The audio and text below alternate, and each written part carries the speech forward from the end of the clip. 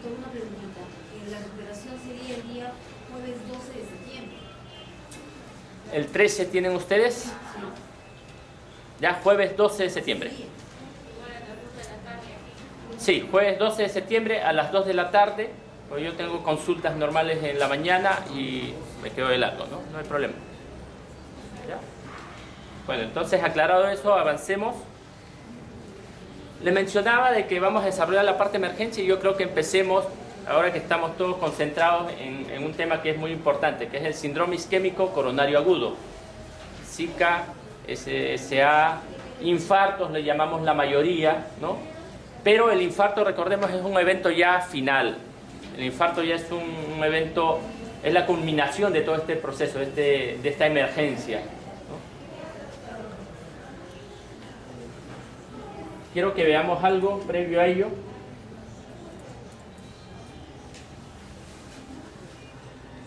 No hay volumen, pero veamos todo el proceso de que veamos el contexto de una persona que normalmente tiene una serie de actividades. Factores de riesgo. Edad. 2. Sedentarismo. ¿Por qué? No. Porque trabaja en una oficina, es X cosa, ¿no? O sea, todo. Tercero, estrés. ¿No? Ya tenemos 3. Por Framingham, 3 o más es alta probabilidad de tener una enfermedad cardiovascular, enfermedad coronaria. El paciente estaba tranquilo, estaba normal y empezó a sentir dolor. En él es, claro, la sensación de dolor, ¿no? La expresión. Existen también síntomas añadidos, se llaman síntomas neurovegetativos. Algunos con diaforesis, ¿no? Algunos náuseas, vómitos.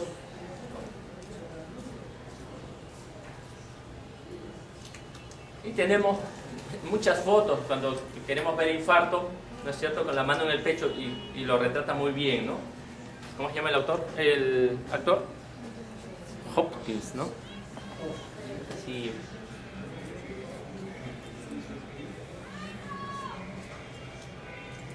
Entonces ahora sí, sigamos.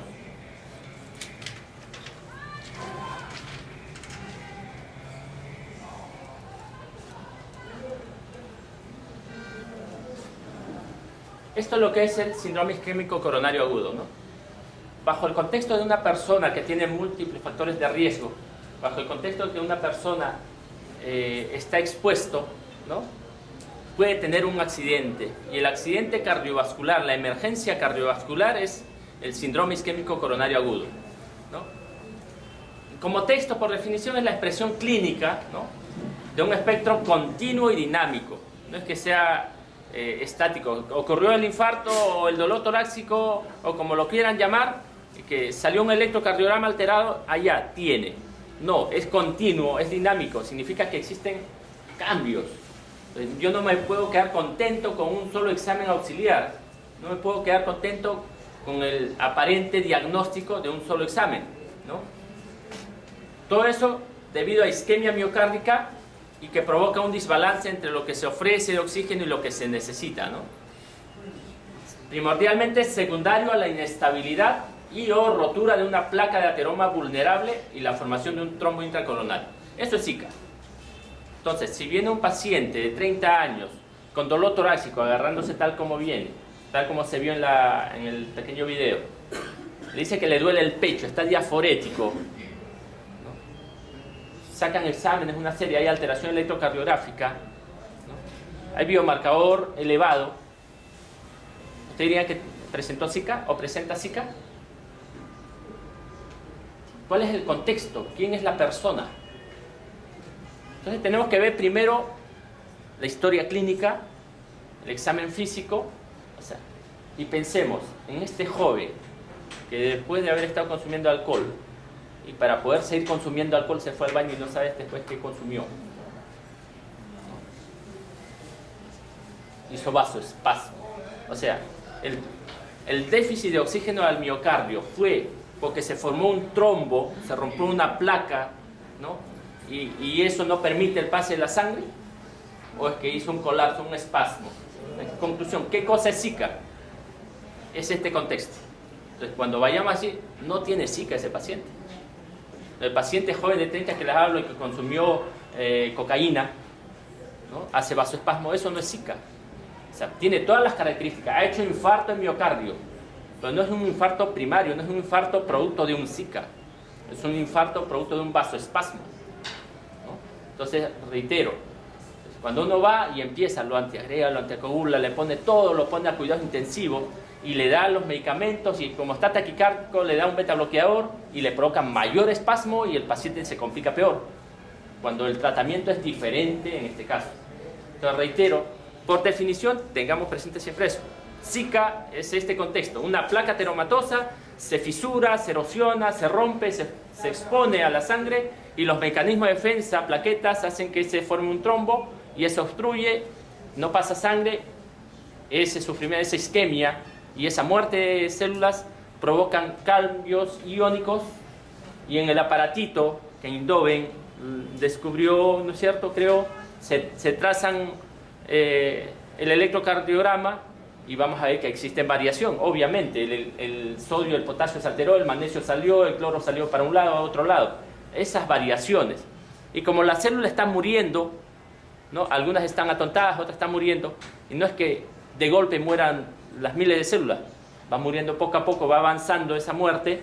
Entonces, los cambios electrocardiográficos son dinámicos, ¿no? Y si hubo reperfusión porque el organismo lo permitió, porque tenemos también defensas, también va a cambiar a mejora. Reitero, un solo electrocardiograma jamás nos va a hacer un gran diagnóstico, ¿no? Entonces, tengamos cuidado en eso. Ahí está la historia clínica, ya lo hemos hablado, ya lo hemos pasado, ¿no es cierto? Los factores de riesgo cardiovascular y aquellos que tenemos que tener en cuenta, ¿no? El stroke, una persona que ha tenido un DCB isquémico, ¿no?, un paciente que tiene enfermedad arterial periférica, también es un equivalente, ¿no? Y la diabetes está en asterisco, porque los europeos le dieron mayor peso a personas diabéticas, le dicen que es un alto riesgo cardiovascular, y al ser alto riesgo cardiovascular lo ponen incluso como equivalente coronario. Y por eso es que a los diabéticos ya les protegemos con su aspirina, sí o sí, ¿no? O sea, aquel que maneje o tenga familia diabético, pregunta, ¿estará protegiéndose para un evento cardiovascular con ácido acetil salicílico? ¿Por qué? Por esto, ¿no? Es alta probabilidad. Dolor isquémico, ¿no? Hemos hablado de que se presenta con una manifestación de dolor y este es un tipo isquémico, no es cualquier dolor. Doctor, me duele cuando levanto el brazo. Doctor, me duele cuando me muevo. Doctor, me duele cuando me agacho, ¿no?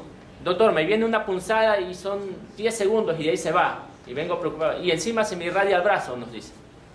No, hay características de un dolor isquémico.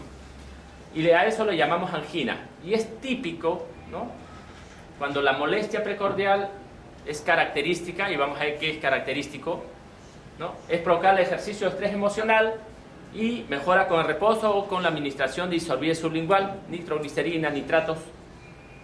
Atípico si cumple solamente los criterios y es un simple dolor, ¿no?, si es que no se añade pues a la remisión con el nitrato, o de repente no es característico, o de repente no es provocado en el reposo, en el estrés, ¿no? De manera general, una serie de caracterizaciones e irradiación del dolor. Esto es característico. Localización retroesternal.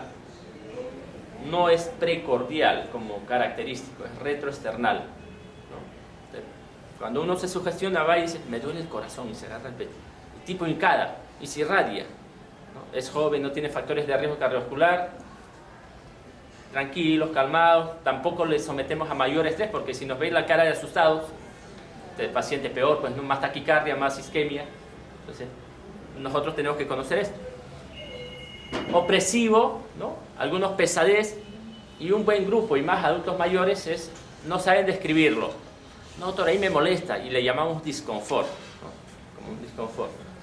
Irradiado a brazo izquierdo, en la parte interna, a veces a garganta o mandíbula, ¿no? Y el tiempo, para decir que es un dolor característico isquémico, ¿no?, que es una angina típica, 20 minutos, ¿no? Más de 20 minutos.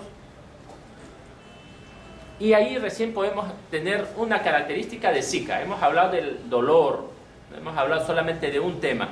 Y para hablar Zika necesitamos cumplir 3 criterios, ¿no? El criterio clínico, electrocardiográfico y o de biomarcadores enzimáticos. Clínica, ya sabemos del dolor. Electrocardiográficos, cambios en el electrocardiograma, principalmente a nivel del segmento ST o la onda T, ¿no? Entonces, cambios hacia arriba, hacia abajo, aplanamiento, inversión de la onda T, ¿no? Entonces, existen cambios en el electrocardiograma. Y tercero, la presencia de biomarcadores positivos. Entonces, eso es Zika, ¿no? Si tenemos 2, es un Zika definitivo. 2 o más. Y un Zika probable si es que tenemos solo un solo criterio. El criterio clínico, que es la mayoría que a veces tenemos, pero ahí va lo que hemos visto, los factores de riesgo cardiovascular. Si tiene múltiples factores de riesgo cardiovascular, ¿no? Si es diabético, si tiene un antecedente, ¿no? Con un dolor típico, con una angina típica, es un Zika probable, por definición. El Zika probable, tenemos que esperar el electrocardiograma para hacerlo definitivo o el biomarcador, ¿no?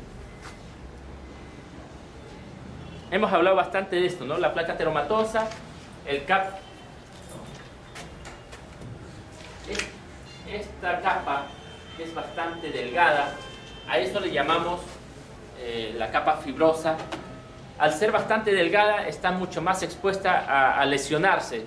Si tenemos cambio de presión arterial, se puede estirar, dilatar y esto se puede erosionar y ahí se forma todo un mecanismo de defensa y eso provoca cambios, ¿no? Si consume Viagra, le da taquicardia, ¿no es cierto? Se acelera y pues se puede erosionar. Estamos hablando en el contexto de un paciente. Y si viene y fallece la hija de, situación estresante, hay cambios en nuestro organismo, hay secreción de endorfinas, o sea, también hay desencadenantes, ¿no? No es que sea una causa. Entonces tenemos que ver todo el contexto, pero sobre la base de alguien que tenga mucho riesgo. Y puede ocurrir todo esto, no es un proceso hacia obstrucción total o una obstrucción parcial, y vamos a verlo en esto en un gráfico.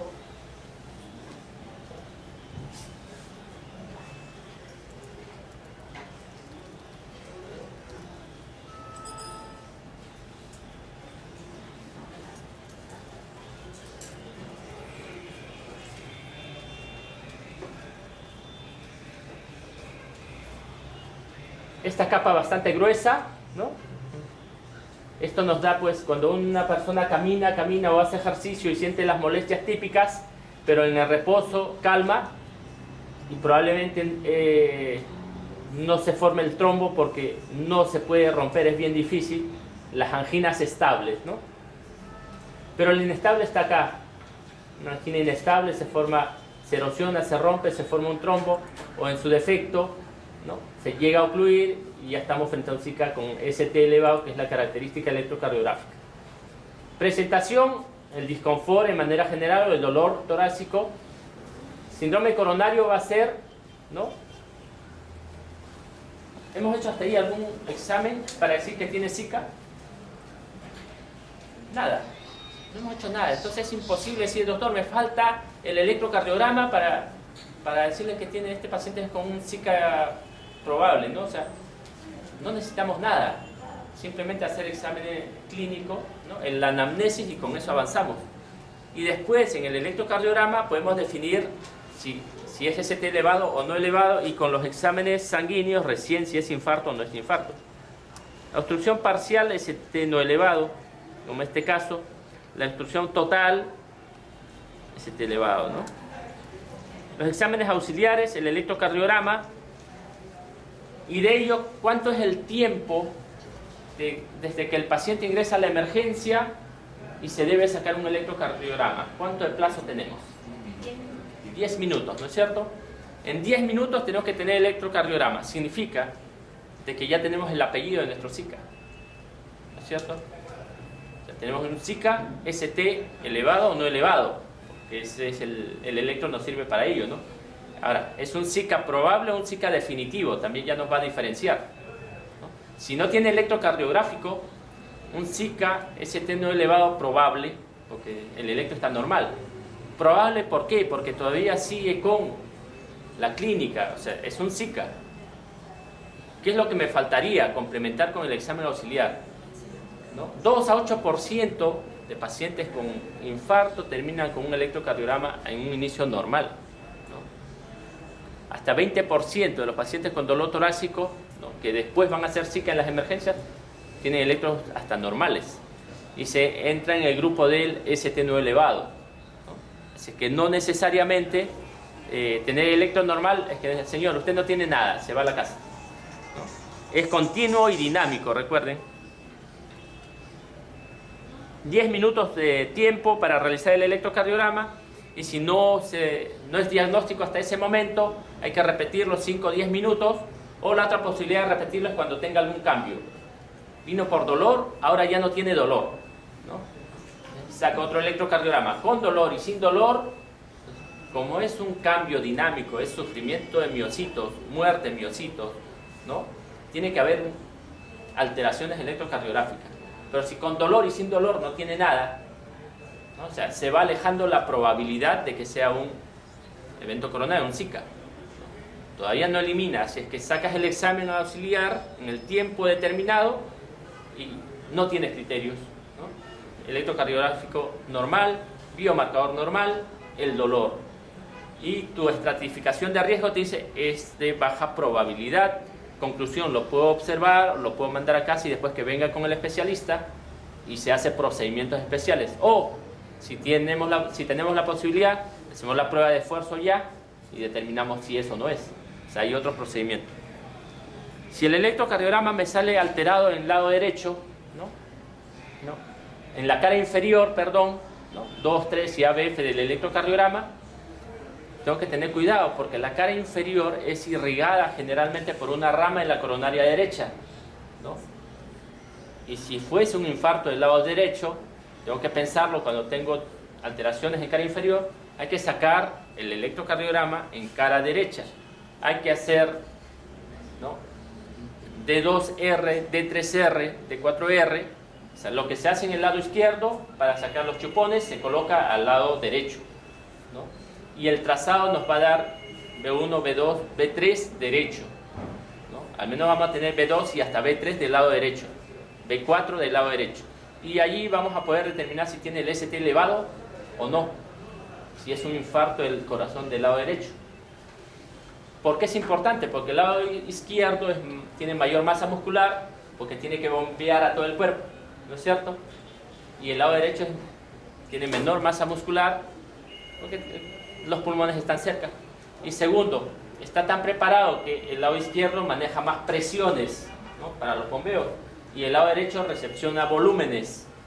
Y si yo le voy a dar un nitrato y un isorbide sublingual para calmar dolor que hace vasodilatación, si yo voy a dilatar y voy a bajar la presión al corazón derecho, si el problema es que se ha infartado y el volumen no lo maneja bien, le voy a robar sangre al corazón y lo voy a infartar mucho más, y lo que dice ahí su compañera, lo voy a mandar a la otra. Entonces hay que definir si es infarto del lado derecho o no. Por eso es acá la inquietud. Los cambios electrocardiográficos, ST elevado, ST no elevado, ¿no? Ya vamos a verlo ahora por qué es ST elevado y por qué no. El criterio enzimático, hay un sinnúmero de exámenes de sangre, hay un sinnúmero de biomarcadores, ¿no? Uno de ellos, de forma rápida, veloz, es la mioglobina. La mioglobina, en cuestión de minutos, se eleva, es bastante sensible, ¿no? El problema es que es bastante inespecífico. Lo subimos a la camilla, se tropieza contra la baranda y ya se elevó la mioglobina, ¿no? O el paciente está estresado, está con taquicardia, hay alteraciones de repente a nivel hepático, también se elevó. Entonces nos puede dar muchos falsos positivos, entonces se deja de lado. Lo usamos solo, por ejemplo, el paciente que fue operado, ¿no?, tuvo un infarto, para ver si en el tiempo hay un reinfarto. El paciente estable, hospitalizado, en cama, está con todos los cuidados, la troponina por el infarto ya está elevado, el CKMB está elevado. ¿Cómo voy a saber si se ha reinfartado o no? La mioglobina normal se dispara mioglobina, reinfarto, ¿no? Hay formas de evaluar, más para reinfarto. El otro es el CKMB. La creatinfosfoquinasa, la fracción MB, es la que también se eleva, y el tiempo de elevación es a partir de la cuarta hora, es el promedio de elevación, y puede durar 1, 2, 48 horas, ¿no? Hasta 72 horas en sangre, y después hace una curva de descenso.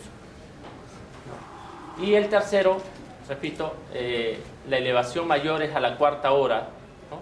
Del MB. Y el otro, la otra enzima es la troponina, ¿no? El otro biomarcador. La troponina es un fragmento dentro de la composición de los miocitos, ¿no? Entre las sarcómeras están todos estos componentes: actina, miosina, tropomiosina, y hay un componente que la troponina, para que se pueda activar, necesita de calcio, y este juego de estirarse y no entre actina y miosina, ¿no? Que está mediada, repito, por calcio y troponina. Al haber muerte de miocitos, hay liberación de estos fragmentos, ¿no? Y es la que están precisamente en el corazón. Es bastante específico, es bastante sensible, es la que está a la cabeza, y usamos estos fragmentos.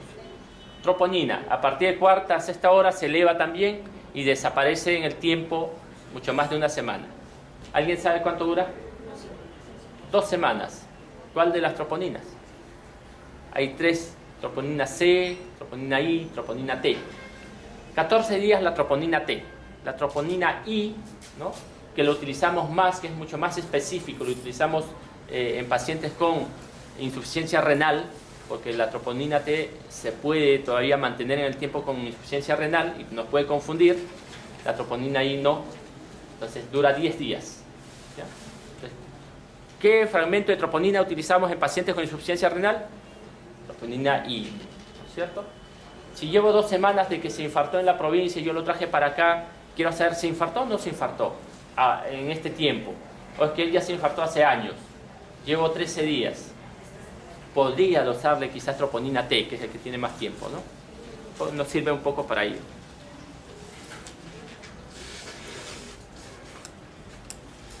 ¿Alguna pregunta?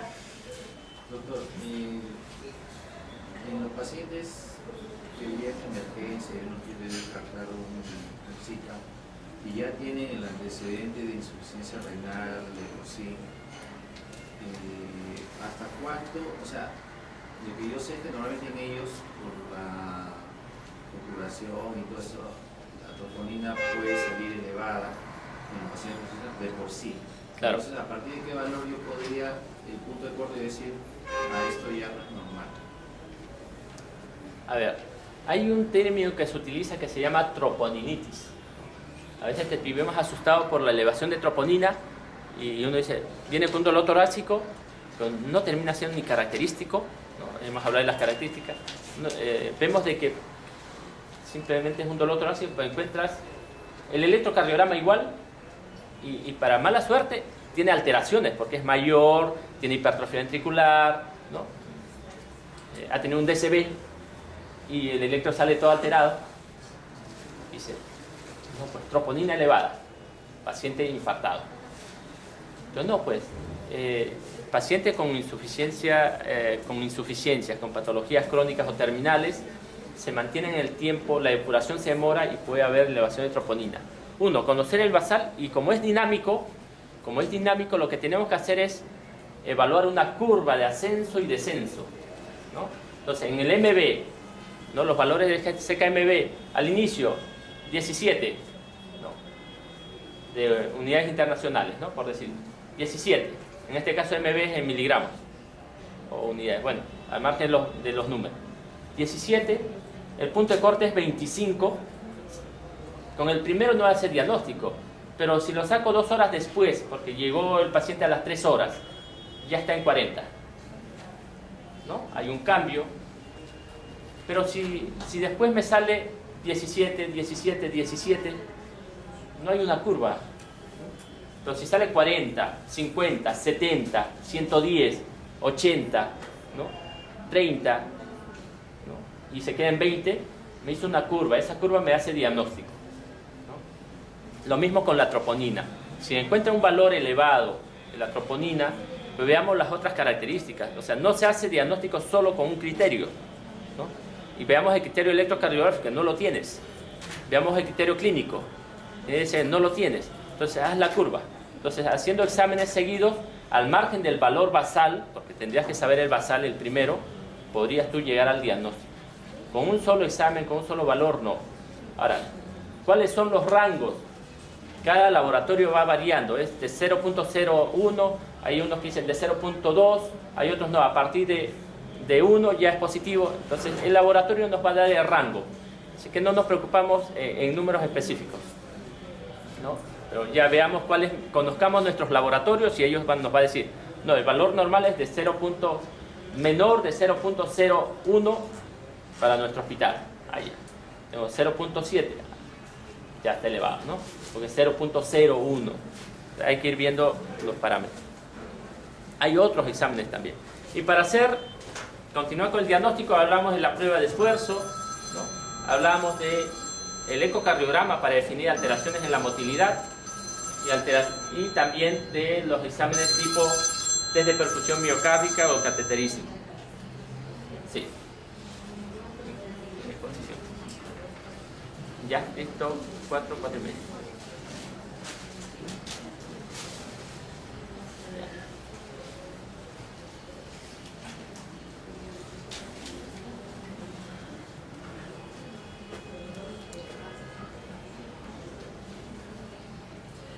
La evaluación del dolor de pecho, dolor torácico, ¿no? Según las guías nos van a resumir todo lo que hemos hablado.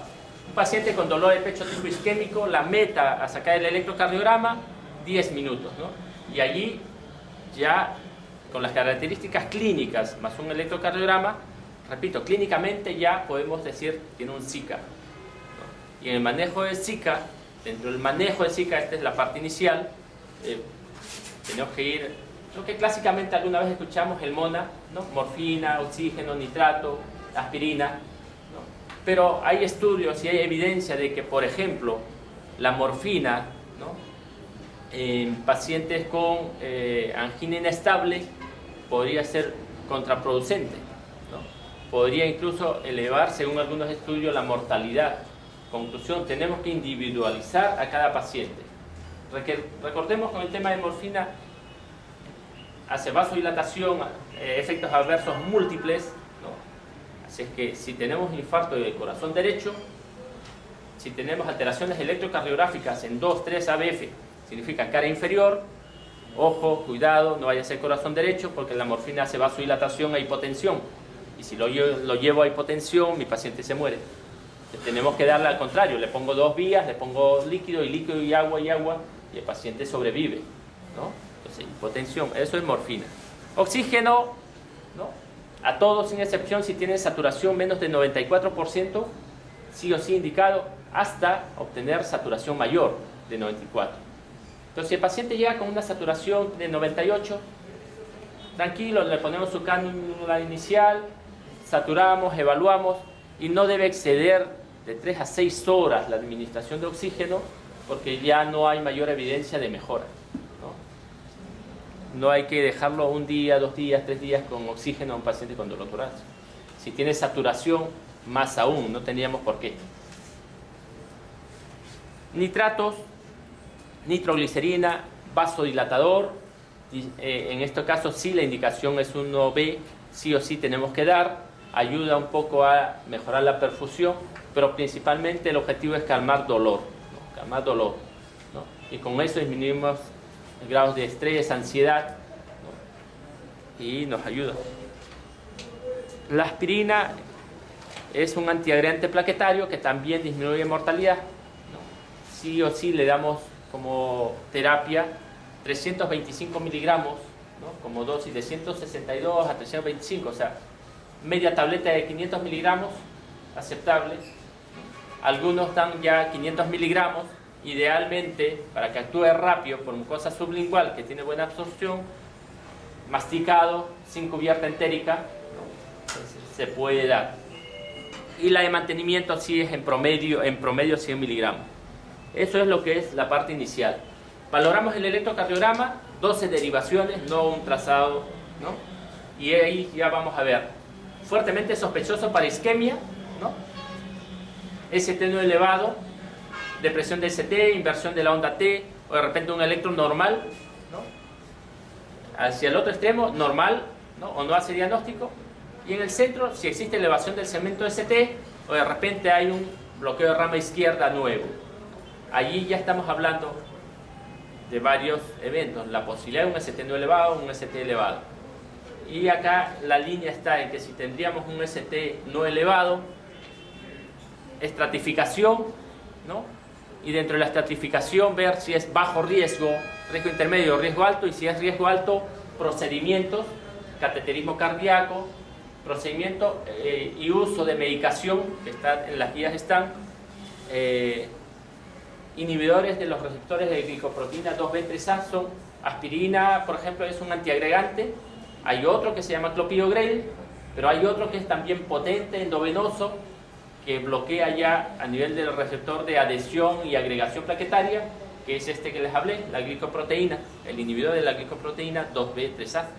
Entonces, eso, si fuese alto riesgo, eso sí voy a llevarlo a procedimientos, ¿no? Y hacia el otro extremo, hacia el otro lado del centro, si se obstruyó, en el primero, tengo que evitar que se obstruya, ¿no? Tengo que evitar de que se siga agregando, porque todavía hay pasaje de sangre. En el que se tapó, se llama reperfusión. Y hay tres posibilidades, ¿no? Farmacológico, disuelvo, hay líticos, fibrinolíticos, ¿no? La otra posibilidad, procedimiento, cateterismo, angioplastía y dispositivos, stent. Y la tercera posibilidad, quirúrgica, ¿no? Pero el objetivo del ST elevado es reperfusión. Y el otro, bueno, tenemos que darle seguimiento. Y ahí nos ponen los tiempos, ¿no? La meta para hacer la lisis con fármacos, 30 minutos, ¿no? La meta del gold standard, el oro, llamémoslo así. Y para hacer procedimientos, 60 minutos, 90 minutos, hay una serie de parámetros para ello. Nunca olvidarnos de los exámenes de sangre. Nuevamente esto, reitero, para culminar lo que es en sí el contexto del Zika, ¿no? El enfoque clínico, la anamnesis, ¿no? Vemos los factores de riesgo cardiovascular, vemos la característica del paciente con dolor torácico, ¿no? Y no necesitamos ni preguntarlo, necesitamos simplemente verlo, ¿no? Y hacer un pequeño análisis. Vieron el video y ustedes no preguntaron nada. Estrés, sedentario, ¿no? Entonces tenemos que hacer un análisis. Si nosotros no lo vemos así, se nos van a escapar todos. Y el electrocardiograma, repito, son para ir dándole el apellido y el biomarcador para seguir complementando. Todo esto es dinámico, continuo. Desde un inicio le doy la silla de rueda, mi paciente no camina. Desde un inicio lo hago reposar, le doy un ansiolítico, no estrés. De un inicio, si está estreñido, para evitar maniobra de valsalva, estoy pensando que le voy a dar posteriormente su laxante. O sea, las medidas generales nunca nos olvidamos, siempre están ahí, ¿no? Y ahí ya viene todo el manejo del fármaco y los procedimientos. Y esto estamos hablando 10 minutos, 20 minutos, media hora, una hora, y estamos tomando decisiones. La estratificación siempre va a ser continua. Bueno, eso es lo que es Zika. ¿Preguntas?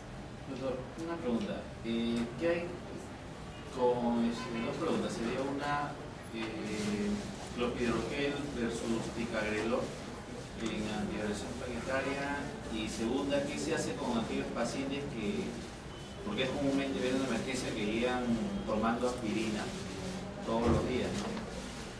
En ellos, ¿cuál sería la dosis que se les da cuando tienen sospecha de un infarto? O sea, ¿sería la dosis mínima o igual lo cargas? O sea,